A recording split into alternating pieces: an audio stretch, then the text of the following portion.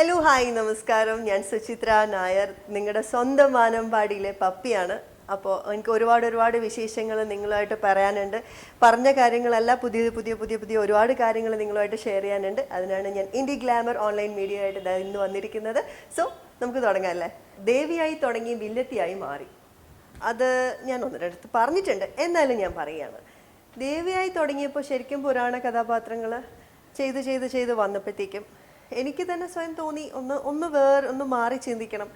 അതായത് നമുക്ക് എപ്പോഴും ത്രൂ ഔട്ട് എല്ലാം ഒരേ ക്യാരക്ടേഴ്സ് ചെയ്ത് വരുമ്പോൾ നമുക്ക് തന്നെ മടുപ്പെന്ന് ഒരിക്കലും പറയില്ല കേട്ടോ. മടുപ്പല്ല, ആക്ച്വലി അത് ചെയ്ത് വന്നപ്പോഴത്തേക്കും ഒരു ചേഞ്ച്, അതിൽ നിന്നും ഒരു മാറ്റം, ഒന്ന് മാറി ചിന്തിക്കണം എന്ന് തോന്നി. അപ്പോൾ അങ്ങനെ ചിന്തിച്ചുകൊണ്ടിരുന്ന സമയത്താണ് എനിക്ക് ഈ ക്യാരക്ടർ വന്നത്. ആക്ച്വലി ഭയങ്കര സന്തോഷം തോന്നി.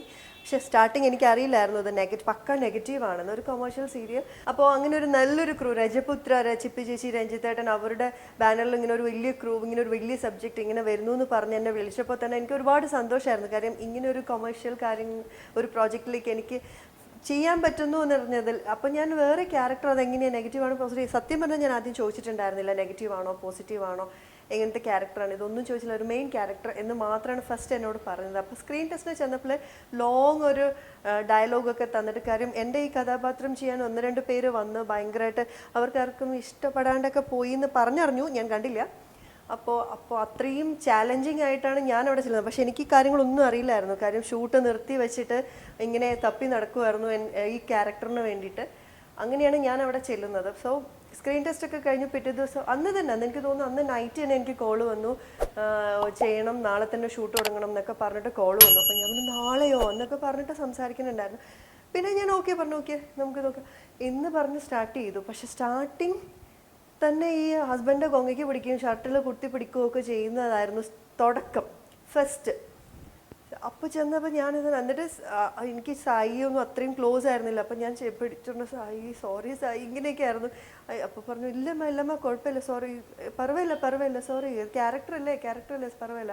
ഇങ്ങനെയായിരുന്നു ഫസ്റ്റ് പൊക്കോണ്ടിരുന്നത്. ഹലോ പ്രോഗ്രാമിൻ്റെ അടുത്ത ക്വസ്റ്റ്യൻ എന്നോട് ചോദിച്ചിരിക്കുന്നത്, പത്മിനിയെ പോലെയാണോ സുചിത്ര? ഒരിക്കലുമല്ല. എന്നെ അറിയുന്ന ഒരുപാട് പേരുണ്ടാവുമല്ലോ, അവർക്കൊക്കെ എന്നോട് പറയാം, എപ്പോഴും എവിടെ വെച്ച് കണ്ടാലും എന്നോട് പറയുന്നത്, രൂപത്തിൽ പോലും നേരിട്ട് കാണുമ്പോൾ പത്മിനിയെ അല്ല ഞാൻ. എനിക്ക് ഏറ്റവും കൂടുതൽ കിട്ടുന്ന ഒരു ഫീഡ്ബാക്ക്, ഞാനിപ്പോൾ ഷോപ്പിങ്ങിന് പലയിടത്ത് പോകുമ്പോഴും അവിടെയൊക്കെ കാണുന്ന ആൻറ്റിമാരും അമ്മമാരും കുഞ്ഞു കുട്ടികളടക്കം പറയുന്നത് ഫാ ഡിഫറൻസ് ആണ് എന്നെ അതിൽ കാണുമ്പോഴും നേരിട്ട് കാണുമ്പോഴും. അതിൽ കുറച്ച് സന്തോഷമുണ്ട് കേട്ടോ. അതിൽ ഞാൻ ഭയങ്കര തടിയായിട്ട് ഫീൽ ചെയ്യും. നേരിട്ട് കാണുമ്പോൾ എന്നാൽ അത്ര തടി ഫീൽ ചെയ്യാറില്ല. അതിൽ ഭയങ്കര സന്തോഷമുണ്ട്. പിന്നെ ക്യാരക്ടർ വൈസ് പറയുകയാണെന്ന് വെച്ചാൽ പത്മിനിയെ പോലെയല്ല ഞാൻ. ആക്ച്വലി പത്മിനിക്ക് കുറച്ച് പൊസസീവ്നെസ്സും കാര്യങ്ങളൊക്കെ ഉണ്ട്. അതെനിക്ക് തോന്നുന്നു ആഫ്റ്റർ മാരേജ് ചിലപ്പോൾ വരുമായിരിക്കാം പൊസസീവ്നെസ്. എല്ലാ സ്ത്രീകൾക്കും ഉള്ള പോലെ കുറേ പൊസസീവ്നെസ് ഒക്കെ എനിക്ക് ഉണ്ടാവാമായിരിക്കാം മേ ബി. പക്ഷേ റിയൽ ലൈഫിൽ ഒരിക്കലും ഒരു നെഗറ്റീവ് പേഴ്സൺ അല്ല ഞാൻ. അത് ഞാൻ എവിടെ വേണോ എങ്ങനെ വേണോ പറയാം.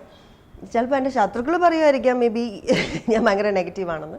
ബട്ട് നെവർ എവർ ഞാൻ നെഗറ്റീവ് പേഴ്സൺ അല്ല. എനിക്ക് ഒരാൾ ചിലപ്പോൾ ഇങ്ങനെ മുഷിഞ്ഞ വസ്ത്രം ഇട്ട് പുറത്ത് റോഡിൽ കൂടെ പോയാൽ പോലും ഞാൻ സങ്കടപ്പെടുന്ന ഒരു വ്യക്തിയാണ്. കാര്യം ദൈവമേ എന്തിനാ അങ്ങനെ ഒരാളിനെ അങ്ങനെ വിഷമിപ്പിച്ച് അല്ലെങ്കിൽ ഭക്ഷണം പോലും ഇല്ലാതെ എങ്ങനെ വിടുന്നു എന്ന് ചിന്തിക്കുന്ന ഒരു വ്യക്തിയാണ് ഞാൻ.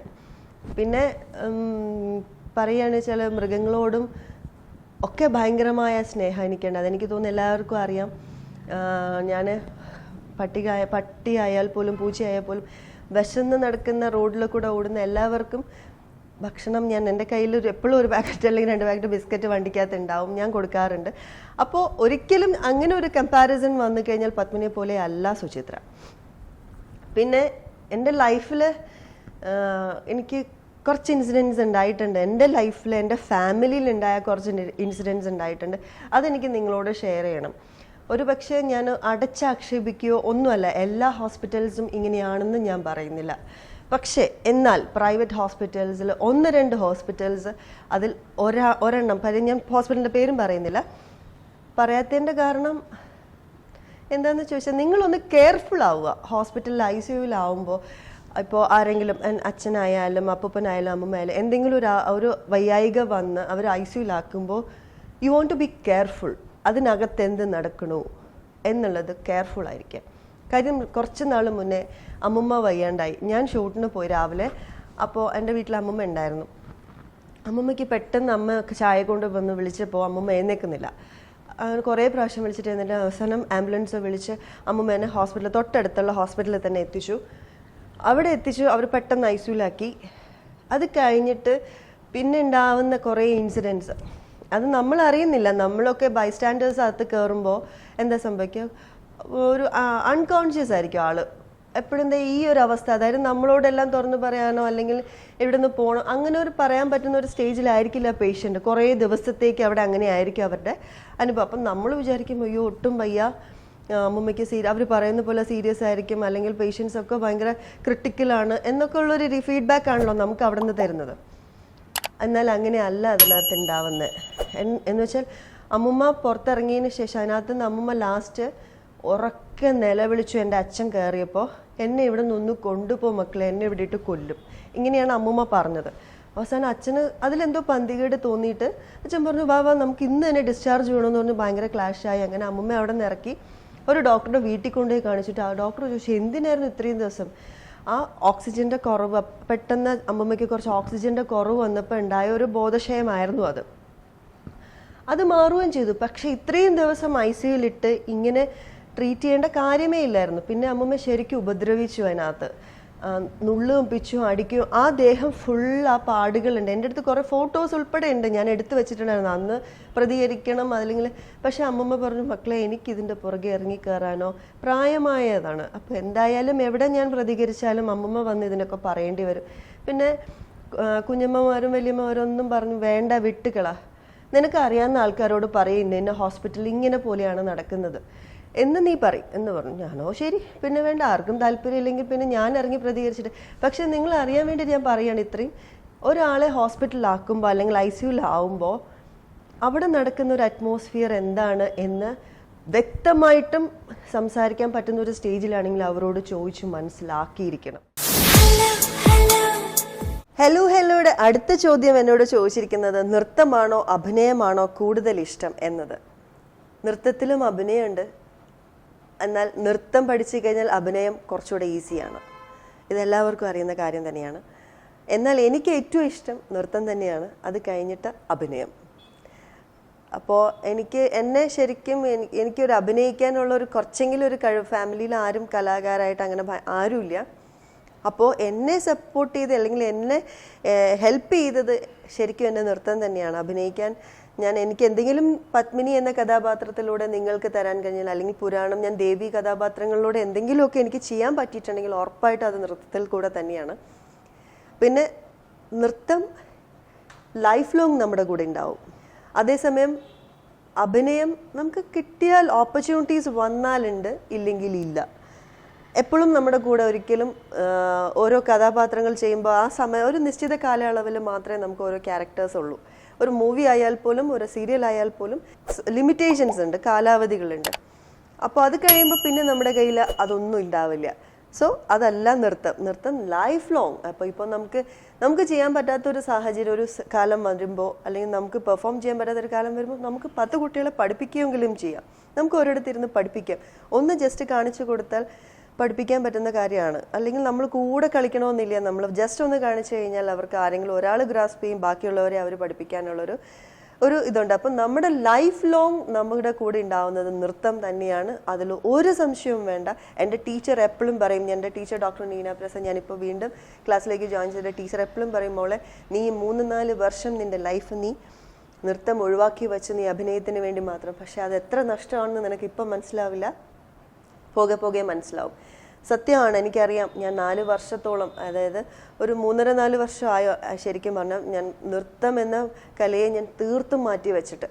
എന്ന് വെച്ചാൽ എനിക്ക് സമയം കിട്ടുന്നില്ല. ഫസ്റ്റ് മെയിൻ തിങ്, എനിക്ക് വാനമ്പാടി ജോയിൻ ചെയ്തതിന് ശേഷം 20 ഡേയ്സ് ത്രൂ ഔട്ട് ഷൂട്ട് പോകുമ്പോൾ എനിക്ക് ഒന്നിനും ടൈം കിട്ടുന്നില്ല. പിന്നെ ബാക്കിയുള്ള ദിവസം ഭയങ്കര ഉഴപ്പും. അപ്പോൾ അത് കാരണമാണ് എനിക്ക് നൃത്തം ഞാനൊന്ന് മാറ്റി വെച്ചത്.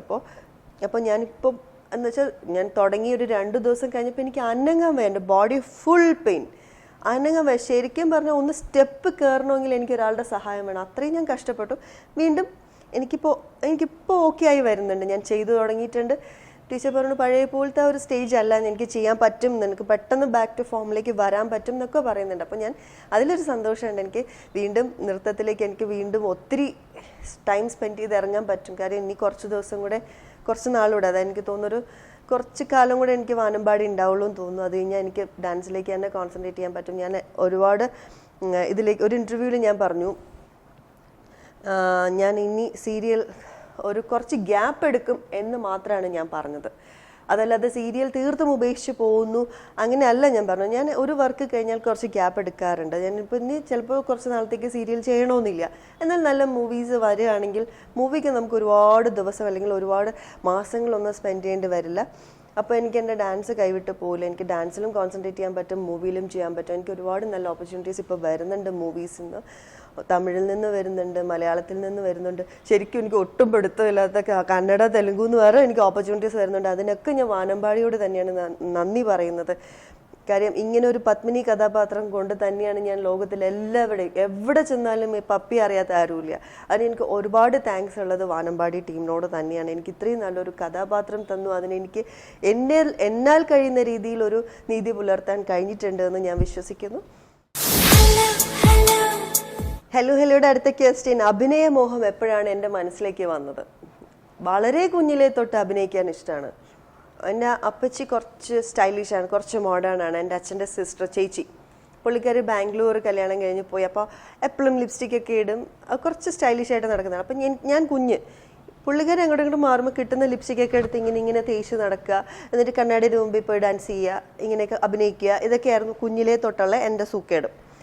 അപ്പോൾ അന്ന് മുതലേ എനിക്ക് അഭിനയിക്കണം, എന്നാൽ അറിയില്ല. ശരിക്കും ഞാൻ 1-2 സ്ഥലത്ത് ഞാൻ പറഞ്ഞിട്ടുണ്ട്, എനിക്ക് അഭിനയിക്കാൻ അറിയില്ലായിരുന്നു. ഫസ്റ്റ് ഞാൻ ഒരുപാട് സ്ഥലത്ത് പോയി ശരിക്കും വിഷമിച്ച് തിരിച്ചു വന്നിട്ടുണ്ട്. ഞാൻ മണ്ണാർക്കയം ബേബി അങ്കിൾ എൻ്റെ അച്ഛൻ്റെ വീടിൻ്റെ തൊട്ടടുത്തായിരുന്നു. അങ്കിളിനോട് തൊട്ടടുത്ത് അപ്പുറം ഇപ്പുറമൊക്കെ ആയിരുന്നു. അപ്പോൾ അങ്കിളിൻ്റെ അടുത്ത് ഞാൻ എപ്പോഴും വീട്ടിലറിയാതെ പോയി പറയും, അങ്കിൾ എനിക്ക് അഭിനയിക്കണം, എനിക്കും കൂടെ അഭിനയിക്കാൻ ചാൻസ് വാങ്ങിച്ചിട്ട്. കാര്യം അങ്കിളുടെ വീട്ടിൽ എപ്പോഴും വലിയ വലിയ ആൾക്കാർ വരാറുണ്ട്, ഡയറക്ടേഴ്സ് വരാറുണ്ട്, വലിയ വലിയ ആർട്ടിസ്റ്റുകളൊക്കെ വരാറുണ്ട്. അപ്പോൾ ഇത് കാണുമ്പോൾ അങ്കിളും ഈ ഫീൽഡുമായി ബന്ധപ്പെട്ട് നിൽക്കുന്ന ആളെന്നുള്ളത് എനിക്കറിയാം. അപ്പം ഞാൻ എപ്പോഴും അങ്കിളിനോട് പോയി പറയാം, അങ്കിൾ എനിക്കൂടെ ഒരു ചാൻസ് വാങ്ങിച്ചു തരുമോ? അങ്ങനെ അങ്കിൾ 1-2 ആ കുട്ടി അഭിനയിക്കാൻ കഴിവുണ്ടെങ്കിൽ അഭിനയിക്കട്ടെ എന്നൊക്കെ അച്ഛനോട് പറഞ്ഞിട്ട് 1-2 സ്ഥലത്ത് ഇങ്ങനെ പറഞ്ഞു. ചെന്നപ്പോൾ എനിക്ക് അഭിനയിക്കാൻ അറിയില്ല. അവിടെ നോക്കി ചിരിക്കാൻ പറയുമ്പോഴത്തേക്കും പേടിച്ച് ഞാൻ നിൽക്കും, എന്ത് ചെയ്യണോ ഏത് ചെയ്യണോ എന്ന് അറിഞ്ഞൂടാതെ. അപ്പോൾ അവർ പറഞ്ഞു, കുട്ടി അഭിനയിക്കത്തൊന്നുമില്ല, ഞങ്ങൾക്കൊന്നും ചെയ്യാൻ പറ്റത്തില്ല എന്നൊക്കെ പറഞ്ഞു. അതായത് ചെന്ന് നിൽക്കുമ്പോൾ ഇവരങ്ങ് വരട്ടും, അവിടെ നിൽക്കൂ ഇവിടെ നിൽക്കൂ എന്നൊക്കെ പറഞ്ഞിട്ട് അങ്ങ് വരട്ടുമ്പോഴത്തേക്കും തീർന്നു, ഉള്ള കാറ്റങ്ങ് പോകും. അപ്പോൾ ഇപ്പോഴും നമ്മുടെ ലൊക്കേഷനിൽ പുതിയതായിട്ട് ആരെങ്കിലും വരുമ്പോൾ ഞാൻ എല്ലാവരോടും പറയും, ദൈവത്തെ ഓർത്ത് തന്നെ വരട്ടെ. കാര്യം എൻ്റെ അനുഭവം അതായിരുന്നു. ആര് വന്നാലും ഒന്ന് വരട്ടി കഴിഞ്ഞാൽ ഫുൾ കോൺഫിഡൻസ് പോവും. ഇല്ലേ, സത്യമാണ്, ഫുൾ കോൺഫിഡൻസ് പോയി. എന്തെങ്കിലും ചെയ്യുന്നുണ്ടെങ്കിൽ അതോടെ ഇല്ലാണ്ട് പോകും. അപ്പോൾ ആദ്യമൊന്നും ശരിക്കും സത്യാവസ്ഥയാണ്, എനിക്ക് അഭിനയിക്കാൻ അറിയില്ലായിരുന്നു. പിന്നെ വന്ന് കുറച്ച് ഡാൻസൊക്കെ നല്ലപോലെ ചെയ്ത് വന്ന് അങ്ങനെയൊക്കെ കുറേശ്ശെയൊക്കെ അഭിനയിക്കാനൊക്കെ പഠിച്ചു. പിന്നെ പുരാണ കഥാപാത്രങ്ങൾ ചെയ്യുമ്പോൾ ഒരുപാട് അങ്ങ് ചെയ്യേണ്ട, ഭയങ്കര ഭാവാഭിനയൊന്നും വേണ്ടല്ലോ, ജസ്റ്റ് ലുക്ക് ഇതൊക്കെ മതി. അപ്പോൾ അങ്ങനെയൊക്കെ പഠിച്ച് വന്നു. അങ്ങനെയാണ് ഇന്ന് പപ്പിയിലേക്ക് എത്തി നിൽക്കുന്നത്. നിങ്ങളെല്ലാവരും കണ്ടുകൊണ്ടിരിക്കുന്നത്. പപ്പിക്ക് അഭിനയിക്കാൻ അറിയാമല്ലോ അല്ലേ? ഉറപ്പാണല്ലോ. ഹലോൻ്റെ അടുത്ത ക്വസ്റ്റ്യൻ എൻ്റെ ഫേവറേറ്റ് ക്വസ്റ്റ്യൻ ആണ്. വേറൊന്നുമല്ല, ഇതുവരെ നമ്മൾ ഒരുപാട് മൂവീസ് കണ്ടിട്ടുണ്ട്. അതിൽ ഏതെങ്കിലും ഒരു കഥാപാത്രം ചെയ്യണമെന്ന ആഗ്രഹം തോന്നിയ ക്യാരക്ടർ? നമ്മുടെ ലാലേട്ടനും ശോഭന മാമും കൂടെ ചെയ്ത തേന്മാവിൻ കൊമ്പത്തിലെ ആ ക്യാരക്ടർ. മെയിൻ തിങ് അത് വേറൊന്നും കൊണ്ടല്ല, ആ വേഷം, പിന്നെ ആ നൃത്തത്തിനോട് കുറച്ച് പ്രയോറിറ്റി കൊടുത്തിട്ട് ഭയങ്കര ഭംഗിയല്ലേ ആ ക്യാരക്ടർ കണ്ട. എനിക്ക് തോന്നുന്നു ഒരുമാതിരി എല്ലാ കലാകാർക്കും ഇഷ്ടപ്പെടുന്ന ഒരു ഇത് എനിക്ക് ഭയങ്കരമായിട്ട് ഇഷ്ടപ്പെട്ട ഒരു ക്യാരക്ടറായിരുന്നു അത്. പിന്നെ എനിക്ക് ആപ്റ്റായിട്ട് എൻ്റെ അച്ഛനും അമ്മയും പറയുന്നത്, എന്നെ അറിയുന്ന ആൾക്കാരൊക്കെ പറയുന്നത്, ഗലിക്കത്തിൽ രേവതി മാം ചെയ്ത ക്യാരക്ടർ പക്കയാണെന്ന് പറയാറുണ്ട്. അപ്പോൾ അത് ശരിക്കും പ്രത്യേകിച്ച് അഭിനയിക്കേണ്ട കാര്യമൊന്നും ഉണ്ടാവും തോന്നുന്നില്ല. ഒരു ചെറിയ സെമി ക്രാക്കായിട്ടൊക്കെ അഭിനയിക്കാൻ ഭയങ്കര ഈസി ആയിരിക്കും എനിക്ക്. അത് ചെയ്യാൻ ഭയങ്കര ഇഷ്ടമായിരുന്നു. അങ്ങനെ പറയുകയാണെങ്കിൽ ഒരുമാതിരി നമ്മുടെ 80s 90s രാജശില്പിയിൽ ഭാനുപ്രിയ മാം ചെയ്ത ക്യാരക്ടർ ഭയങ്കരമായിട്ട് ഇഷ്ടമുള്ള ഒരു ക്യാരക്ടറാണ്. എൻ്റെ പറയുക, എവിടെയൊക്കെയോ ഭാനുപ്രിയ മാമിൻ്റെ ഒരു ലുക്കൊക്കെ ഉണ്ടെന്ന് പറയാറുണ്ട്. എനിക്ക് അറിയില്ല കേട്ടോ സത്യാവസ്ഥയാണോ എന്ന്. അപ്പോൾ എനിക്ക് ഞാൻ പറഞ്ഞില്ല, നൃത്തവുമായി ബേസ് ചെയ്ത് വരുന്ന കുറേ മൂവീസ് ഉണ്ട്. അതിലൊക്കെ എനിക്ക് ഭയങ്കര ഇഷ്ടമാണ്. ആ ക്യാരക്ടേഴ്സൊക്കെ എനിക്ക് കിട്ടിയിരുന്നെങ്കിൽ ഞാൻ എങ്ങനെയായിരിക്കും ചെയ്യാന്നൊക്കെ ഞാൻ ചിന്തിക്കാറുണ്ട്. ഹലോയുടെ അടുത്ത ചോദ്യം കുറച്ച് ഇൻട്രസ്റ്റിംഗ് ആയിട്ടുള്ള ചോദ്യമാണ്. വേറൊന്നുമല്ല, ഈ ഇടയായിട്ട് കുറച്ച് സീരിയൽ ക്യാരക്ടേഴ്സ്, അതായത് സീരിയലിലെ കുറച്ച് പെൺകുട്ടികളൊക്കെ കുറച്ച് ഗ്ലാമറസ് ആയിട്ട് ഫോട്ടോഷൂട്ടൊക്കെ ചെയ്യുന്നുണ്ട്. എനിക്കതിന് താല്പര്യമുണ്ടോ എന്നുള്ളതാണ് നമ്മുടെ ചേട്ടൻ ചോദിച്ചിരിക്കുന്നത്. ഉറപ്പായിട്ടും ഇല്ല. എന്നുവെച്ചാൽ വേറൊന്നും കൊണ്ടല്ല, അവർ ചെയ്യുന്നത് അവരുടെ താല്പര്യമാണ്, നമുക്കൊന്നും ചെയ്യാൻ പറ്റില്ല. ഓരോരുത്തരുടെ വ്യക്തിപരമായ താല്പര്യം, അവർക്കിപ്പോൾ ഇന്നത് ചെയ്യണം, എന്നത് ചെയ്യുന്നു. എൻ്റെ വ്യക്തിപരമായ താല്പര്യം എനിക്ക് അങ്ങനെ ചെയ്യാൻ താല്പര്യമില്ല.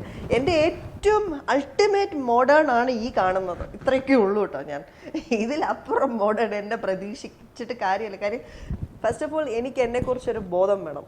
ഞാൻ ഇന്നതിട്ടാൽ എനിക്ക് ചേരും എന്നുള്ളതൊരു ബോധം എനിക്ക് വേണം. പിന്നെ എനിക്ക് സ്വന്തമായിട്ട് എനിക്ക് തോന്നുന്നു ഞാൻ കുറച്ച് ചബ്ബി ആയത് കാരണം ഇതൊന്നൊക്കെ അപ്പോൾ അവരൊക്കെ ചെയ്യുന്ന പോലെ ഒന്നും ഇട്ട് എനിക്ക് ചേരില്ല. അതെനിക്ക് സ്വയം തോന്നുന്നു. പിന്നെ കുറച്ച് പേര് അവർക്ക് അവരുടെ ഞാൻ ചിന്തിക്കാറുണ്ട് എന്തിനവർ ചെയ്യണമെന്നൊക്കെ. കാര്യം അത് എൻ്റെ വ്യക്തിപരമായ ഒരു തോന്നലാണ് ഞാൻ പറയുന്നത്.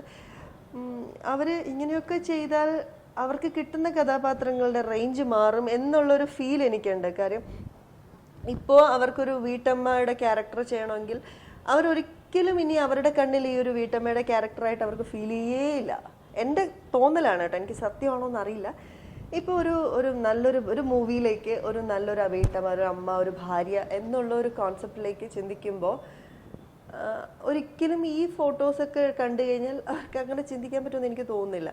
പിന്നെ ഗ്ലാമറസ് ആയിട്ടുള്ള തമിഴിലൊക്കെ ഭയങ്കര ഗ്ലാമറായിട്ടൊക്കെ ആണെങ്കിൽ ഉറപ്പായിട്ടും അവരെ തന്നെ വിളിക്കും. അപ്പോൾ എനിക്ക് തോന്നുന്നു അതായിരിക്കും അവരുടെ ലക്ഷ്യം. തമിഴ് മറ്റന്യ ഭാഷകളിൽ ഭയങ്കര ഗ്ലാമറസ് ആയിട്ടൊക്കെ ആയിരിക്കും ചെയ്യാൻ അവർക്ക് ആഗ്രഹം. അതുകൊണ്ടായിരിക്കാം അവർ മേ ബി അങ്ങനെ ചെയ്യുന്നത്. ഒരിക്കലും ഞാൻ കുറ്റപ്പെടുത്തുമോ, അവരുടെ മെൻറ്റാലിറ്റി, ഓരോ മനുഷ്യരുടെ ഓരോ മെൻറ്റാലിറ്റിയാണ്. എനിക്കൊരിക്കലും അങ്ങനെ ഞാൻ ഇനി എത്ര തലകുത്തി നിന്ന് ശ്രമിച്ചാലും എനിക്ക് അങ്ങനെ ആവാൻ പറ്റുമെന്ന് തോന്നുന്നില്ല. ഹലോയുടെ അടുത്ത ചോദ്യം പ്രണയത്തെക്കുറിച്ചാണ്. വാലന്റൈൻസ് ഡേ സ്പെഷ്യൽ ആയതുകൊണ്ട് പ്രണയത്തെക്കുറിച്ച് പറഞ്ഞു തന്നെ തീരണം. കാര്യം പ്രണയമില്ലാത്ത മനുഷ്യരുണ്ടോ? എനിക്ക് തോന്നുന്നില്ല. ഏത് പ്രായത്തിലും എല്ലാവർക്കും ഉണ്ടാവുന്ന ഒരു കാര്യമാണ് പ്രണയം. പ്രണയം ഉണ്ടെങ്കിൽ ജീവിതത്തിൽ ഒരുപാട് ലക്ഷ്യങ്ങൾ ഉണ്ടാവും. ലൈഫിൽ പ്രണയം ഇല്ലെങ്കിൽ യൗവനം നശിക്കും എന്നൊക്കെയാണ് ഞാൻ ചിന്തിക്കുന്നത്. എന്നിട്ട് ഒരുപാട് പ്രണയം എന്നല്ല പറയണം. അടുത്ത ടൈം 10-15 പേരെ പ്രണയിക്കുന്നതിലല്ല കാര്യം. അങ്ങനെയല്ല. ഇപ്പം ഞാൻ പറയുന്നത്, ഇപ്പോൾ നമുക്ക് ചിലപ്പോൾ എത്തിപ്പറ്റാൻ പറ്റാത്ത ഒരാളായിരിക്കാം, നമ്മുടെ ഡ്രീമിൽ കാണുന്ന ഏറ്റവും വലിയ ഹീറോ ആയിരിക്കാം. നമുക്കൊരു പ്രണയം ഉണ്ടാവില്ലേ അവരോട്? ആ ആളിനോട് നമുക്കൊരു പ്രണയം ഉണ്ടാവും. അയ്യോ, അത് ആ ഒരു ഇഷ്ടം, അത് തന്നെയാണ് ഞാൻ ഉദ്ദേശിക്കുന്നത്. അതിപ്പോൾ ആരോട് വേണോ നമുക്ക് തോന്നാം. എനിക്ക് ചിലപ്പോൾ രാഹുൽ ഗാന്ധിയോട് ഭയങ്കര പ്രണയമായിരിക്കാം. പറയാൻ പറ്റില്ല, ഞാൻ പറഞ്ഞതാ. എന്തോ ആ ചേട്ടനോട് പ്രണയമാണെന്ന് പറയാമോ? എന്തുവാ ചേട്ടാ ഇങ്ങനെയൊക്കെ പറയുന്നുണ്ട് കേട്ടോ. അത് ഞാൻ പറഞ്ഞത്, നമുക്ക് ആരോട് വേണോ പ്രണയം തോന്നാം. പ്രണയം ഉണ്ടാവാത്ത മനുഷ്യരില്ല. പ്രണയിക്കണം, എല്ലാവരും പ്രണയിക്കണം. എനിക്കതേ പറയാനുള്ളൂ. വാലന്റൈൻസ് ഡേ ആയിട്ട് പ്യുവർ ലവ്, ആരെയും ചീറ്റ് ചെയ്യാണ്ടിരിക്കുക. പ്രണയിക്കുന്നെങ്കിൽ പ്യുവറായിട്ട് ക്ലിയർ ആയിട്ട് എല്ലാം തുറന്നു പറഞ്ഞ് പ്രണയിക്കുക. ജീവിതത്തിൽ അടുപ്പിച്ച് നിർത്തണമെന്ന് തോന്നുന്നുണ്ടെങ്കിൽ സത്യസന്ധമായി പ്രണയിക്കുക. അപ്പോൾ എൻ്റെ വിശേഷങ്ങളും ചോദ്യങ്ങളും ഉത്തരങ്ങളും ഒക്കെ ഞാൻ നിങ്ങളോട് ഷെയർ ചെയ്ത് കഴിഞ്ഞു. നിങ്ങൾക്ക് ട്രോളാനുള്ള ആവശ്യത്തിലധികം ഞാൻ തന്നു കഴിഞ്ഞു. അപ്പോൾ അതിനൊക്കെ ഞാൻ ഒത്തിരി നന്ദി പറയുന്നത് ഇന്ത്യ ഗ്ലാമർ യൂട്യൂബ് ചാനലിനും ഹലോ എന്ന പ്രോഗ്രാമിനും എൻ്റെ ഹൃദയം നിറഞ്ഞ നന്ദി ഞാൻ പറയുകയാണ്. പിന്നെ ഇന്നത്തെ ഡേ സ്പെഷ്യൽ എന്താണെന്ന് അറിയാമല്ലോ. February, the month of love, Valentine's Day. Yes, February 14 Valentine's ഡേയിലാണ് ഞാൻ ഗസ്റ്റായിട്ട് വന്നിരിക്കുന്നത്. എൻ്റെ വിശേഷങ്ങൾ നിങ്ങളോട് പറയാൻ കഴിഞ്ഞത്. സോ ഞാൻ വിശ്വസോടെ പറയുകയാണ്, സ്നേഹിക്കുന്നവർക്കും സ്നേഹിക്കാൻ പോകുന്നവർക്കും സ്നേഹിച്ചുകൊണ്ടിരിക്കുന്നവർക്കും എൻ്റെ ഹൃദയം നിറഞ്ഞ ഹാപ്പി വാലന്റൈൻസ് ഡേ.